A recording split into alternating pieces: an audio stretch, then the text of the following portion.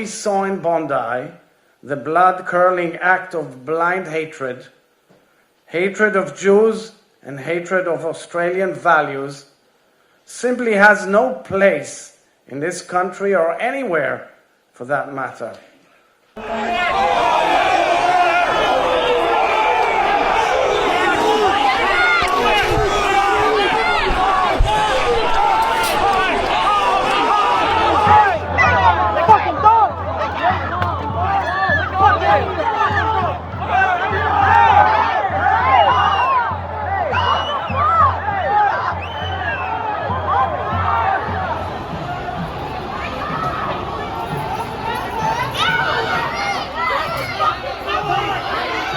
Saw last night was New South Wales Police being confronted multiple times by a section of that crowd intent on disturbing and disrupting police lines.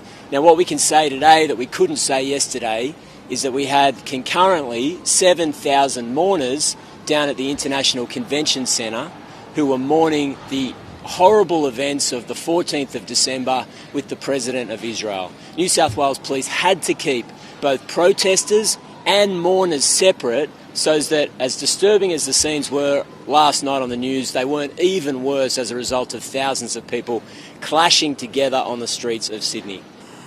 What we saw last night was a monumental failure.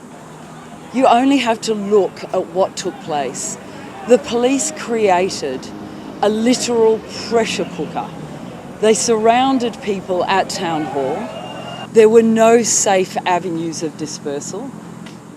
I think it's important that people not judge the actions of police on 10 seconds or 15-second social media clips. That's not fair to the police's relationship with the protest organisers, the 100 protests that they've successfully and peacefully managed in Sydney CBD going back a long period of time. And it doesn't take into consideration the immediate situation prior to that confrontation.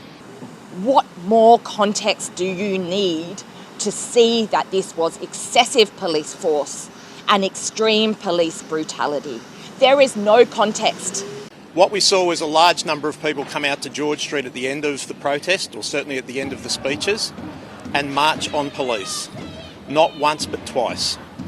The police did what they needed to do, which was to hold the line and then form and move the protesters back with a view to dispersing them. That was designed to keep the community safe. Having an angry and violent mob marching on police is not a situation that I want our officers in. Move on, guys.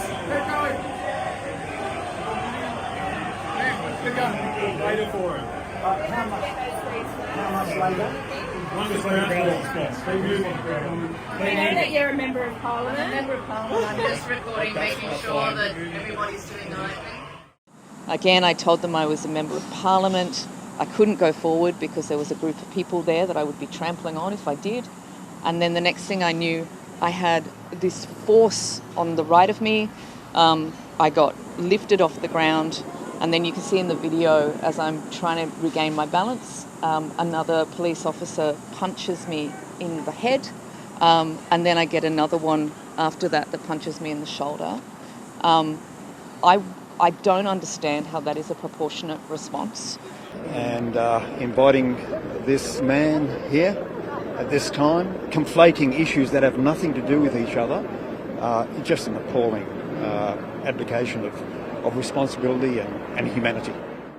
Well, I don't understand why it's him that's coming here. If I understand that there's a lot of sorrow and grief happening because of what happened in Bondi, religious leaders, sure, get some rabbis out here, something like that, but he's the president of a completely separate, it's a nation, but it's not a representation of the religion, and he is, as most people are saying, a war criminal. He has incited genocide. He said there's no innocents in Gaza, including babies and children. And I just don't think someone like that should come here.